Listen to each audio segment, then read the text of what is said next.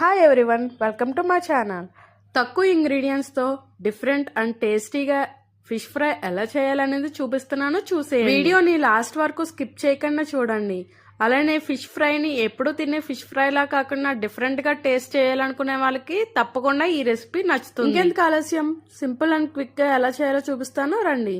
ముందుగా ఒక బౌల్ తీసుకుని దాంట్లో కొద్దిగా పసుపు, ఉప్పు, కారం, అలానే ఆయిల్ తగినంత వేసుకుని ఇలా నేను చూపించిన విధంగా మిక్స్ చేసుకోండి. ఇలా మిక్స్ చేసుకున్న మిశ్రమాన్ని మొత్తం మనం తీసుకున్న చేప ముక్కలకి నేను చూపించిన విధంగా అప్లై చేసుకోండి. ఈ మిశ్రమం అప్లై చేసిన తర్వాత 30 to 40 minutes ఈ ఫిష్ పీసెస్ ని ఫ్రిడ్జ్ లో పెట్టారంటే మీకు ఫిష్ ఫ్రై చాలా టేస్టీగా ఉంటుంది. ఆ తర్వాత స్టవ్ ఆన్ చేసి ఇలా ఫ్రైయింగ్ పాన్ పెట్టుకుని దీంట్లో బటర్ వేసుకుని బటర్ మెల్ట్ అయిన తర్వాత మీరు ఫ్రిడ్జ్లో పెట్టుకున్న ఫిష్ పీసెస్ని బయటికి తీసి ఇలా ఫ్రై చేసుకోండి.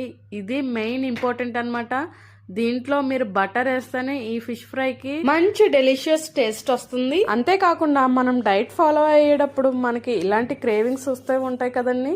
సో ఆ డైట్ని స్కిప్ చేయకుండా ఇలాంటి డిఫరెంట్గా బటర్తో ట్రై చేసి చూడండి. తక్కువ ఆయిల్తో మీకైతే ఎంత బాగా నచ్చుతుందంటే మళ్ళీ మళ్ళీ మీరు ఫిష్ ఫ్రై చేసుకున్నప్పుడు ఇలానే చేసుకోవాలని. ఫిష్ పీసెస్ రెండు వైపులా కూడా ఫ్రై అయిన తర్వాత సర్వింగ్ ప్లేట్ లోకి తీసేసుకోండి. అంతే, ఎంతో ఈజీగా చేసుకున్న ఫిష్ ఫ్రై. మీకు ఈ ప్రాసెస్ నచ్చిందా? అయితే నెక్స్ట్ టైం ఇలానే మీరు కూడా ట్రై చేసి ఎలా ఉందో కామెంట్ సెక్షన్ లో కామెంట్ చేయండి. Thanks for watching.